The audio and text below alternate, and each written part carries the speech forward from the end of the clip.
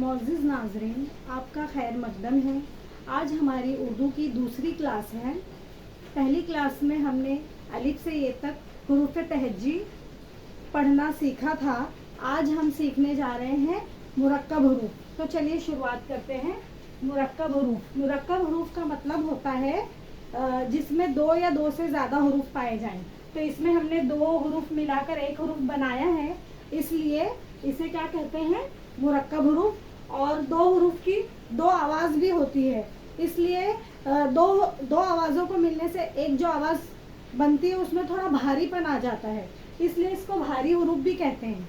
तो मुरक्कब हुरूफ भी कहते हैं और भारी हुरूफ भी कहते हैं। तो आज हम यही पढ़ना सीखने जा रहे हैं। तो चलिए शुरुआत करते हैं। तो देखिए ये क्या है, बे जमा है।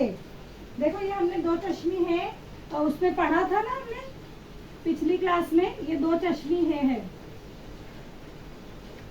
तो बे जमा है बराबर क्या हो गया, भ। तो देखो बे की आवाज कैसी निकलती है, ब। हे की आवाज, ये दो चश्मी है, दो आंखों वाली, जैसे आंख होती है ना, तो चश्मी है ना आंख, तो दो आंख की जैसा दिखता है, तो उसको समझने के लिए उसको क्या कहते हैं, है। तीन किस्म की है मैंने बताई थी, एक गोल वाली है वो छोटी है, और एक हलवे वाली है, और एक ये है दो चश्मी है। तो ये दो चश्मी है में जब ये बे जो है जिसकी आवाज निकलती है ब, और ये दो चश्मी जिसकी आवाज निकलती है ह, तो ये ब और ह दोनों मिला के क्या बन जाएगा, भ। दोहराइए आप मन ही मन में, क्या बन गया, भ।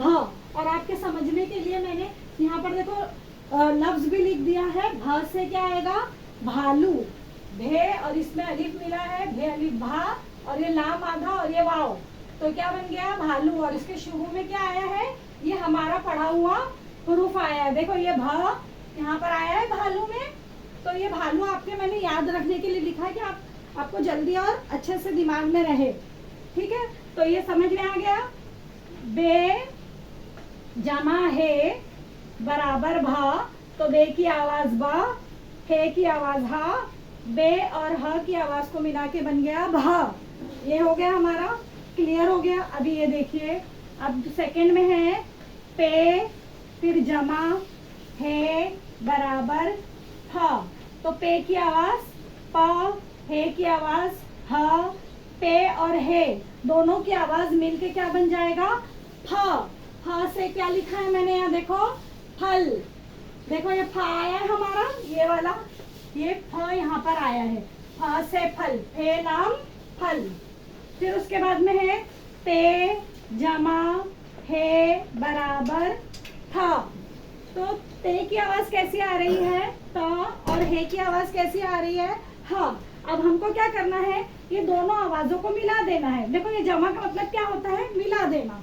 तो ये हमने ते और हे दोनों की आवाजों को मिला दिया, तो क्या बन गया, त और ह, था।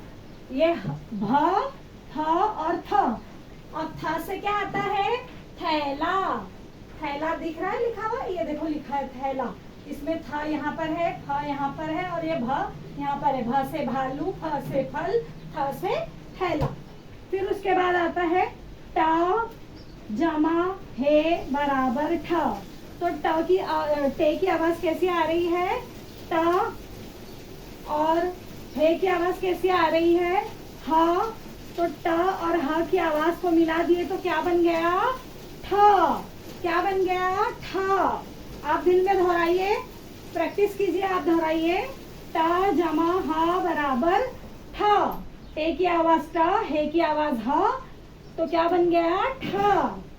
फिर आगे ठ से क्या आता है, देखो यहाँ पे मैंने लिख दिया आपकी आसानी से समझने के लिए, ठेला। ठेला खींचते हैं ना, ठेला गाड़ी देखो लेके जाते हैं मजदूर लोग, तो वो ठेला या ठेला लगाते हैं किसी भी चीज का, वो। फिर उसके बाद में है जीन जमा है बराबर झ। तो जीन की आवाज कैसी आ रही है, ज, और हे की आवाज कैसी आ रही है, ह। तो ज और ह की आवाज को हम मिला देंगे तो क्या बन जाएगा, झ। तो झ से मैंने यहाँ लिखा है झूला। झूला झूलते हैं ना हम, तो आपको याद रखने के लिए मैंने यहाँ पर एक लफ्ज भी लिख दिया है, ताकि आपको अच्छे से याद रहे, आसानी के लिए आपकी। झ से झूला, हाँ। फिर उसके बाद में है चे जमा हे बराबर छ। तो ये चे से कौन सी आवाज निकलेगी? च की आवाज। फिर उसमें कौन सी आवाज को हमको मिलाना है? यही दो चश्मी आवाज को। हा, दो चश्मी है की आवाज निकलेगी हा। तो च ह मिला के बना छ। क्या बना? च जमा ह बराबर छ। चे जमा है बराबर छ। आप दोहराइए, बोलिए दिली दिली में छ। तो इतना हो गया, भ फ थ ठ झ और ये छ। अब आगे बढ़ते हैं। ये क्या है? दाल जमा है बराबर क्या होता है? ध। तो दाल और दाल की आवाज कैसे निकलेगी? द। और है की आवाज, दो चश्मी है की आवाज कैसे निकलेगी? ह। तो द और ह की आवाज को अगर हम मिला देंगे तो बनता है ध। तो ध से मैंने आपके लिए कौन सा लफ्ज लिखा है? देखो ये धनक। जब बारिश होती है तो आसमान में आपको क्या नजर आती है? धनक।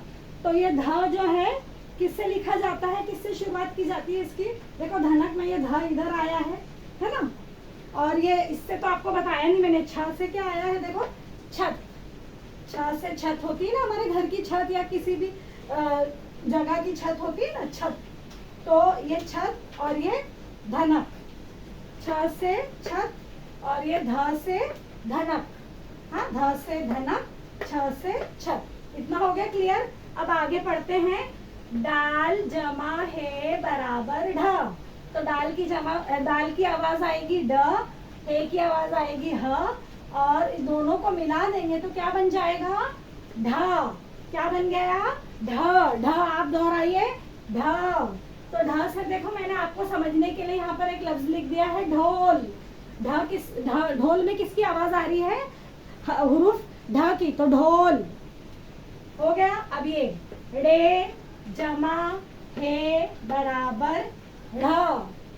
तो ये ड़ की आवाज ड़ निकलती है और ये है, तो ड़ और हे को मिला देंगे तो क्या बनेगा? ढ़। दोनों आवाज को आप मिलाइए, ढ़। तो ये देखो अभी मैंने यहाँ पर लिखा है बूढ़ा। तो ये बूढ़े में कहाँ पर आया है ये ड़? ये बीच में आया है। कहाँ पर आया है? शुरू, ये सब तो शुरू में आए थे, लेकिन ये कहाँ पर आया है? बीच में। तो आप बीच में देख ले, बे वाव बू, रे अलिफ हा ड़ा, रे अलिफ ड़ा, तो बूढ़ा। तो ये बूढ़े में ड़ बीच में आया है। फिर उसके बाद में है ड़ हो गया हमारा। फिर उसके बाद में है देखो ये काफ जमा है बराबर ख। तो काफ की आवाज कैसे आएगी? क, और है की आवाज कैसे आएगी? ह। तो क और ह को मिला देंगे तो बनेगा ख। क्या बन गया? ख। तो ये ख से खाट। खाट पर बैठते हैं ना, गांव में देखो ज्यादातर आपने देखी होगी खाट होती है। तो ये ख से खाट।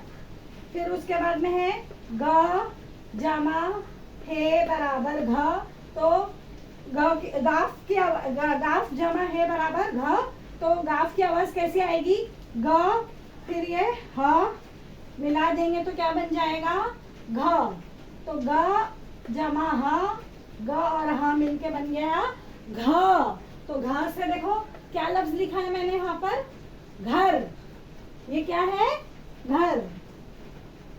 फिर लाम जमा है बराबर ल। तो लाम की आवाज ल, हे की आवाज ह। तो लाम ल और ह को मिला देंगे तो क्या बन जाएगा? ल। तो देखो अभी मैंने लिखा है इसमें चूल्हा। तो चूल्हा में ल कहाँ आ रहा है? बीच में आ रहा है, चे और चू, ला अलिफ जबर ला, चूल्हा। तो ये ल इधर जो बीच में आ रहा है, देख लिया आपने। फिर उसके बाद में है मीम जमा है बराबर म। तो मीम की आवाज म, हे की आवाज ह।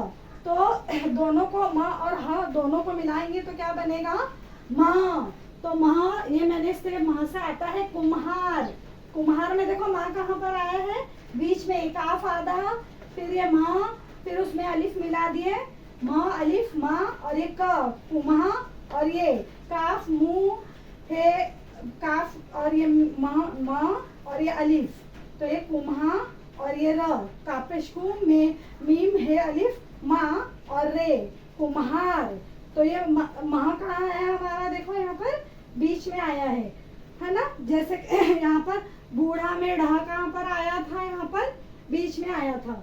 अब बाकी ये सब शुरू में आया ना, भा फा था ठा, है ना ये। अब इसके बाद में ये आखिरी है नून जमा है बराबर न।